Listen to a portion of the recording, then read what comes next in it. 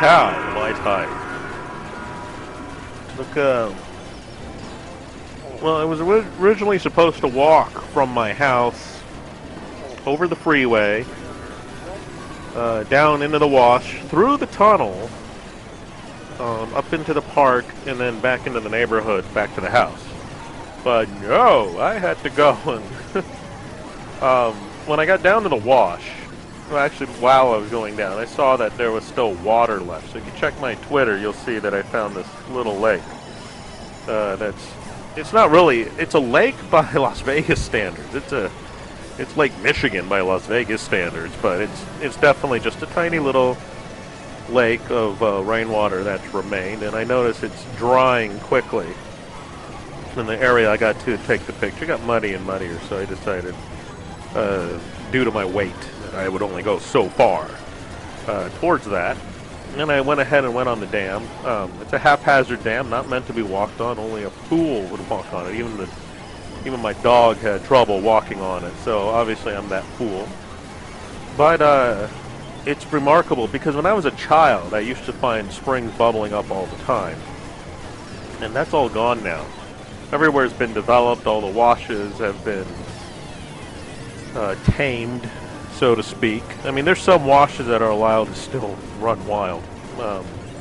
This one is partial, but what I mean by that is the part I was in is tamed. Looks like somewhere you can film Mad Max. But just a bit west through the golf course, it's still pretty wild. One of the tributaries for this wash is Pine Creek. But what's weird is on a map, Pine Creek, which originates in Red Rock National Conservation Area, is the dominant creek. So in fact, everything is its tributaries, including the Red Rock Wash.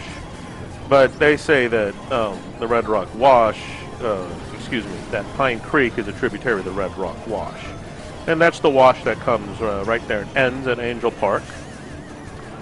I'm positive in the old days it probably ran amok. When we first moved here when I was a child, I remember we'd see it rain up in the mountains. And this still was happening in the 80s. Its flood control wasn't under control until the early 21st century. It's still not under control. But it's a lot better than it has been. And that's their assessment. I like it when it runs wild. But I do understand it destroys property, people's property, and that's not right. So to have it under control, there's places it's still out of control, like at the Link or next to the Rio, places like that, Caesar's Palace. So I see the I'm tired. I'm very tired. Excuse me. So I see the wash. It's so dull now. All the washes are just dull, but the water still flows and everything, and the water's dirty. Do not play in this water. I did not go in this water. This water looks disgusting. This has algae blooms starting up. The sandpipers were there, and I could actually see. There's probably brine shrimp that I can't see. Well, actually, I wasn't looking because I didn't go up to the water close enough to see if there's any sea monkeys in it. That's what brine shrimp are. But I can tell by the footprints that there were herons. And these smaller birds that are boffins, bibbits. I don't know. I don't have their name off the top of my head, but they were there. I can tell by their footprints. I saw the footprints everywhere. It looks like freaking Big Bird from Sesame Street was visiting the wash. So that was pretty interesting. And like I said, there's some photos up there. I have photos of a jackrabbit standing on his hind legs, or maybe just sitting. They're big creatures. And I have a picture. Now they're zoomed in, and I can't get any better quality than that. And this isn't CSI where I can automatically enhance bad resolution. That is so bullshit. What they do in CSI, I mean, it's so bullshit. Anyways, yesterday's show, my voice got flagged for copyright infringement. Go figure. I can't figure that out for the life of me. I haven't downloaded. I'm waiting to hear back from Hello, I'm a Pizza, if I can go ahead and just download his video and chop it up, because he might send me the actual Final Cut source video on DVD. I'll pay for the postage.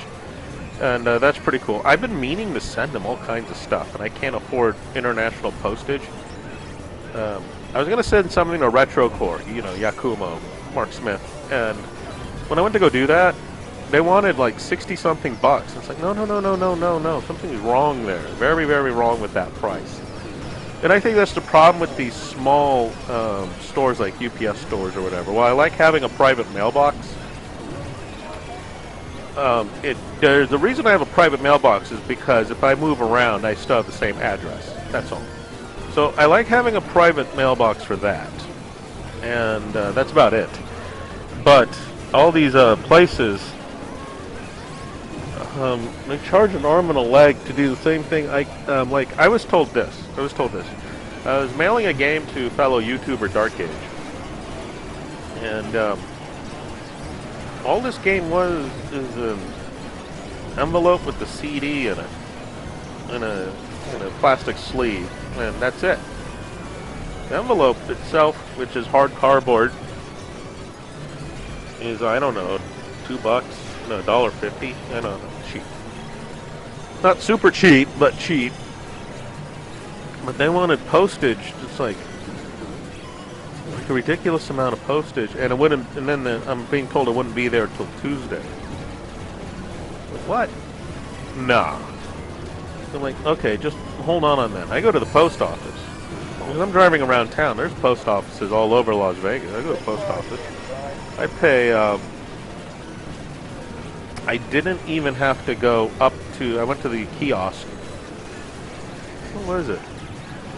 $1.80 or something to mail it, and it got there the very next day. Come on.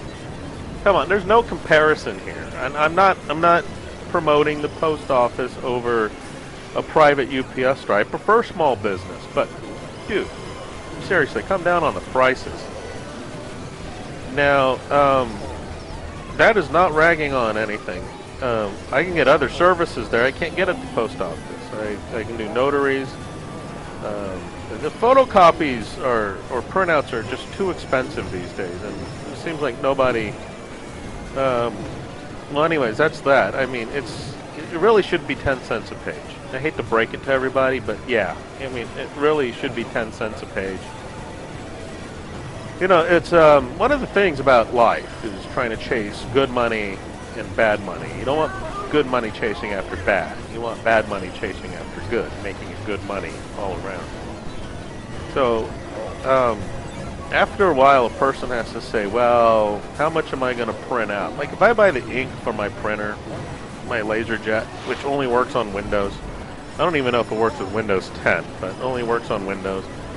The ink is $350, not counting the black. So with the black ink, it'll be closer to $400. And I would never, this is HP branded ink. I would never ever have to buy ink ever again. That's the beauty of laser printers. Just buy a laser printer and never ever worry about ink. I did have a black and white laser printer, and that was pretty good for what I needed, but I gave that to my parents, so that was that. I was looking at Nintendo Switch articles today, and I saw this giant picture of just everything that's supposed to be coming out on Switch that are, I think, classified as indie games. And wow, I gotta say, some of them, like Shakedown Hawaii, I said it already, I'll say it again, Shakedown Hawaii, I Am Setsuna, what else was there? SteamWorld Dig 2, Mutant Muds. This is all good stuff. And unfortunately, and this is where I can settle into video games here. Unfortunately, what I see happening with video games as a whole is it's going to be, unfortunately, it just seems to be the dude bro douchebags buying the games. Good games that need to come out, RPGs and stuff, I don't see it happening. Amongst my friends, well, nobody bought Final Fantasy 15. And the only person I know who has Final Fantasy 15 is a YouTuber. Razor Fist, Rageaholic. And he did a video on it. I don't know what cars. Listen to me. I am captain of the track team. And if I'm late, She doesn't really think she's going to get out of here, does she? Be nice. She's new. Hello, is anyone there? Ugh! Wow. Even from our standards, you look awful. Oh, sweetie, what happened? Me? My friend Becky got to talk to this super cute boy, and I tried to act like I wasn't jealous, but I so totally was. And then out of nowhere, this concrete barrier just popped up. Maybe it was a semi. You mean you were driving? Yeah. I mean, I know the whole eyes on the road thing, but this was a super important text. Maybe you have to know, Becky. Texting? Great. But it was only like 5 seconds, and I'm a really, really fast texter, so it wasn't even a big deal. Actually, has she texted me back yet? Wow, I get like no bars in this place. I wonder if they have Wi-Fi here.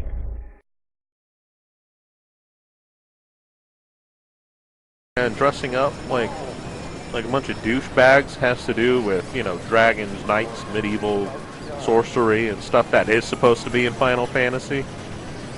That's why the series left me. I didn't leave the series, and it comes back to me every now and then. Echoes of Time, Crystal Chronicles, My Life as King, My Life as Dark Lord.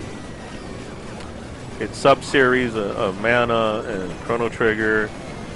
I Am Setsuna looks like it's the right place. Threads of Fate, Vagrant Story, Xenogears. I think it's Xenogears. Is it Xenogears? Xenosaga? Xenoblade. Buy them all. Even Urguys and everything. Well, not really Urguys. There's a train fight on there. But I did enjoy Urguys as a fighting game. But the rest, that's what I want in my fantasy titles. I want knights. I want dragons. I want to go on mystical places and deal with mystical situations. Hell, Castlevania's got that more than Final Fantasy. That's why I still like Zelda. Though I did rag on Zelda. I absolutely do. I spend 9/10 of my time walking. Maddox pointed this out. Another fellow YouTuber. Well, I don't actually know Maddox or Razorfist. Like, I don't have beers with them or anything. I just watch their stuff. But Maddox made a point about that in a lot of Zeldas, modern Zeldas, just walking. And I don't mean Christopher. So, where does it go from there? I want knights and dragons and stuff like that. And you know what, though? Looking at the sales, fighting games are dead. RPGs are actually dead. Adventure games are dead. Now, this is not counting Nintendo systems. What is selling? Well, besides Call of Duty and, wow, okay, maybe some other Call of Duty-like games, like Battlefield. I guess it's called Battlefield or Battle Line. I don't even know. And sports games. I don't mean racing. I just mean the doucheboro, dude bag, whatever. Dude bag is good enough. Games, Madden, and NBA 2K, and maybe GTA, the crime simulator with humor. Other than that, everything just doesn't sell. All the anime games I like to play, all the Japanese games and adventures, platformers and unique puzzle titles, all that stuff doesn't sell, doesn't appeal to me. No, then you wonder why I own a Wii U and a 3DS, and why I buy a lot of games on GOG and Steam that are independent and everything. And that's where the real gaming lies. Like, Tumblestone is not the world's best puzzle game, but it's a game. I do have Maddens. I do have GTAs. I made a video where I'm running around GTA pulling a Retro City Rampage thing. I just like to run around and do stuff like that. So I don't make a lot of progress in games like that, Godfather, Lego City Undercover. But I look at my Wii titles and I look at my... You know what? I really don't count. I have unique titles going back to the beginning of my life. And it just really surprises me how homogenized everything is. It just shouldn't be that way. There's no uniqueness in the business of gaming anymore. I'll never see a game like Legend of Corandia. I'll never see a game like Lands of Lore. And I'll never see a game like Eye of the Beholder, you know, unless I buy the old stuff again. And it's not so much changing tastes. It's more of nobody knows how to take a risk. Nobody knows how to think critically. Now, that's not true. When I say nobody, but I don't mean everybody. Now, everybody's a myth. This is how everybody works. Maybe I've explained it before. I'll explain it again. This is how everybody works according to tech columnist John C. Dvorak. Dvorak said that everybody is a magazine journalist meets a magazine journalist from New York. Excuse me. A magazine journalist from LA meets a magazine journalist from New York at a party in Denver. They talk, they realize they have all this stuff in common about the movie or the topic at hand, and they go back to their respective cities and write their column saying everybody, meaning just them, likes this, that, and the other thing, and it's not true. No, there isn't anybody. It's a mythical everybody. And when I use that phrase, it scares people, and they lash out at me. Well, am I your enemy because I've told you the truth, to quote Jesus Christ? Well, maybe I am. I just tell you the truth. And yeah, I do function off the top of my head and everything like that. I do go around in circles. I do use general nouns instead of proper nouns and everything. Especially the older I get, I could just imagine. I stammer, I breathe heavy, whatever. Whatever's the problem. But hey, I see it like that. And no, not everybody plays Call of Duty. Not everybody plays zombie games. Not everybody wants to see zombie movies and zombie TV shows. And when you get down and actually have a chance to look at the numbers, I soon realize, after I've seen these numbers, it's a myth. And that's why I say it's the mythical everybody.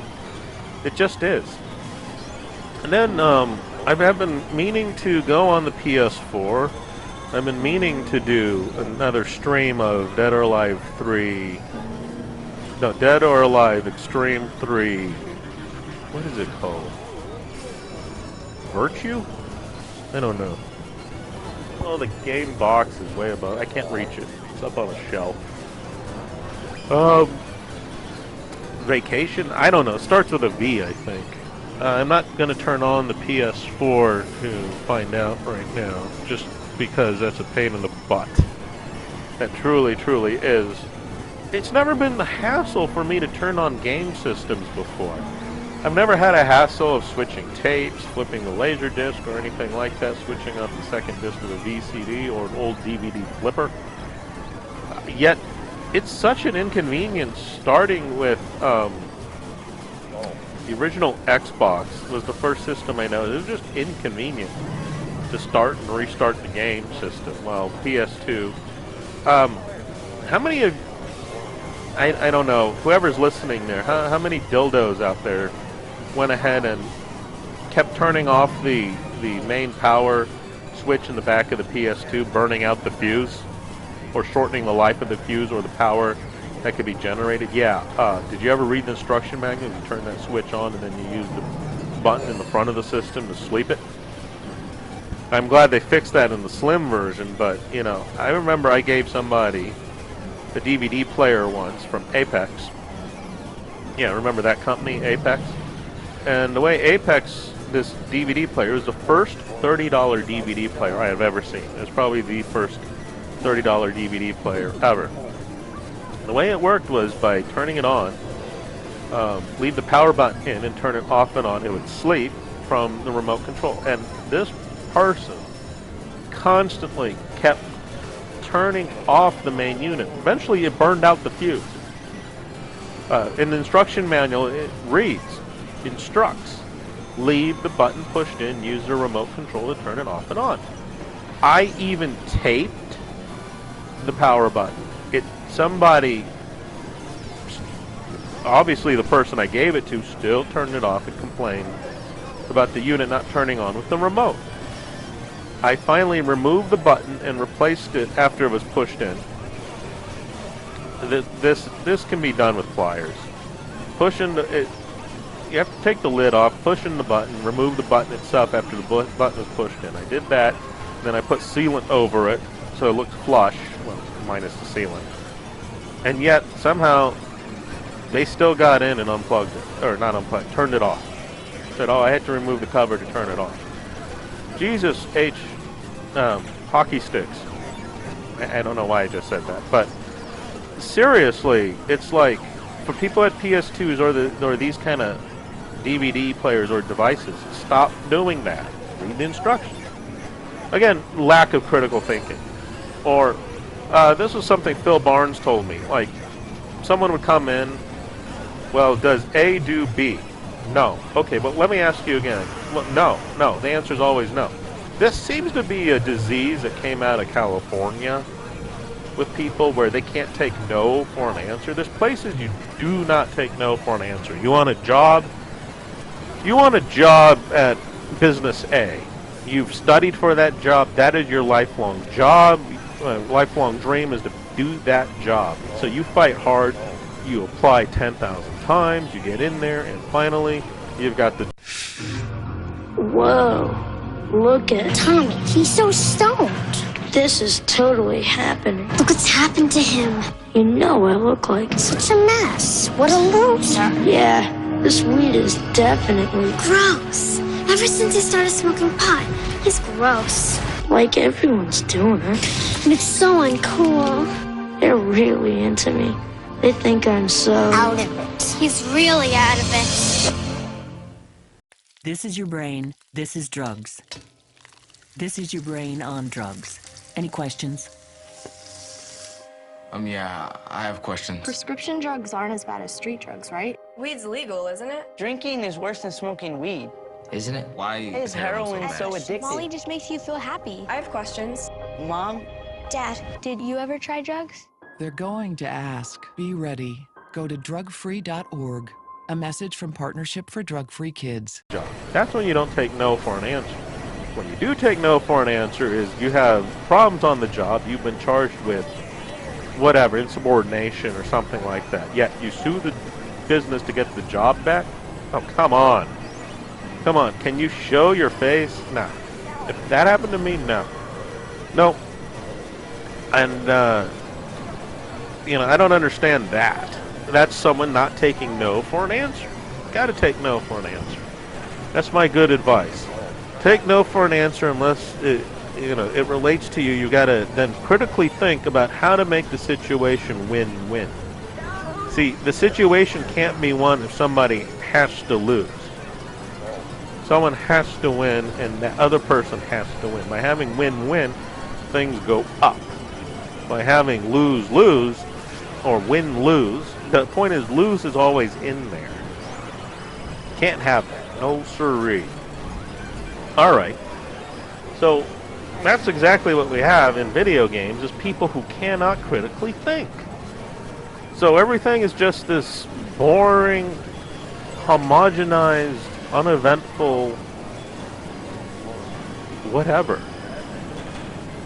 Literally whatever. And then obviously there's all that stuff that has to do with smartphones. People, I know it sounds like I'm flogging a dead horse, but it's a relevant dead horse. Smartphones.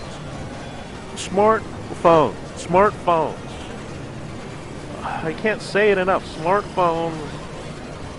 It's a camera. It's a flashlight. It's a movie player. It's a music player. It's a telephone. It's an internet device.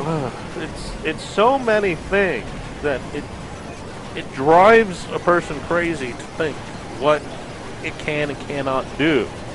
The smartphone. And I mean, wow. I don't understand how people are so... What is it about... No, somebody inform me. Please inform me. What is it about staying in constant contact? I don't get it. I don't understand. I'm asking somebody explain it to me. I don't understand this at all. I'm confused. I sound confused, don't I? Damn right I am. Alright, the first Blu-ray, I'm switching gears here. I wanted to talk about the emergency broadcast system, but come on. Oddity Archive, and I'm a Patreon of that channel. Oddity Archive already has that covered. I'm thinking National Lampoon's Animal House. Have you ever seen that movie? Yeah. I recommend seeing that movie. Just that movie. I own a lot of Blu-rays, and oh heck, let me just read the titles off one of the shelves about the Blu-rays I own. Let's see here. I have the Texas Chainsaw Massacre, Scanners 2 and Scanners 3, Revenge of the Ninja, the Clint Eastwood Universal Pictures collection, Ghostbusters 1 and 2. It's in a book. I purposely chose the book with my wife. It was on sale, I think at Target or Best Buy or something. But we wanted the book because it fits on a shelf. Oh, what is next to that? It looks like a Miyazaki. It really does. It looks like a Miyazaki. Oh, Howl's Moving Castle. Howl's Moving Castle. I think so. Let me just take a look at it.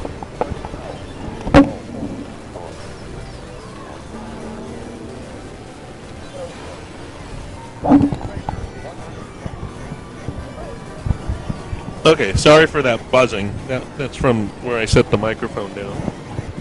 No, it's not Howl's Moving Castle, although I do have that on Blu-ray, so it's not on that shelf. It's on the shelf above it. That was Monty Python and the Holy Grail. Quest for the Holy Grail. Indiana Jones and the Last Crusade. Doctor Strangelove in a Steelbook edition. Treasure Planet. J. Edgar. It's a $4 movie, probably X-Files, I want to believe. I bought it at 7-Eleven used. Viva Las Vegas in a book. Oh, lighting in this house sucks. What is it? Oh, Alexander Revisited. Oliver Stone, Colin Farrell, that Alexander. There's a reason I ended up with that when I actually meant Richard Burton's Alexander the Great. Alright, Gone with the Wind. Batman Escape from Arkham or something. It's a cartoon. Kind of has partial nudity of Harley Quinn, and she gets it on with Deadshot, if you want to know the highlights. It's also a better movie than Suicide Squad. Dark Shadows and Sleepy Hollow. Apollo 18, not the sequel to Apollo 13. The Class of 1984. Song of the Sea. F or Fake. That's Criterion. Did I mention Gone with the Wind? Yeah, that's the version of Gone with the Wind that has When the Lion Roars in it, which also comes with a special edition of Wizard of Oz. Alright. Ocean's 11, Mars Needs Mom, Frankenweenie. Now, right here I have 4 7-Eleven movies. What happened is some 7-Eleven was clearing out the movies at $1 a pop or something, so I went in and bought them all. Amongst that was the Deadpool, Firefox, the Punisher Warzone. I actually like that movie. Okay, there's Shark Night, Jurassic Park 3, Gone in 60 Seconds, End of Watch, The Wolf of Wall Street, Star Wars Episode 7, The Jungle Book 2, Mallrats, Dragon Ball Evolution. Really? I own that? Cloudy with a Chance of Meatballs. I didn't know I owned that. Wow. When Marnie was there. Okay, that's just one shelf. That's one shelf. I enjoyed that. I remember when Blu-ray came out, and they were talking how the players have to go on the internet every time and stuff like that. I do have some Blu-rays that do not work in newer players. Luckily, I have a PS3. But one of the movies that doesn't work is Shoot 'Em Up. It doesn't work in my Toshiba, which has the most recent firmware, which was 2012. And wow, the player is that old? Holy cow! It's probably older because it was someone else's when they gave it to me. They just had it lying around. I also have a Seki player that doesn't go on the internet. Yeah, that makes me think for a minute. Now I got way more Blu-rays than that. Way more. I've talked about my Blu-rays before. I don't have like the amount of movies, say, James Rolfe has or Doug Walker, but I have a lot of movies, and that's on purpose. A lot of these are rebuying Laserdisc and DVDs, sets, and VCDs and movie CDs, and a select amount of VHS movies that I just want to own everything, or I want to own it digitally, preferably both. I mean, that's just the way I like it. So, anyways, just a short episode today. If you want to contact me or anything, that's coffeeforbinky@gmail.com. Consider contributing to my Patreon to help me out here. Yeah, I'm just tired from the walk. That's about it. You have a good day, or a good night, or whatever. Just be good to each other. Hey, let's be careful out there.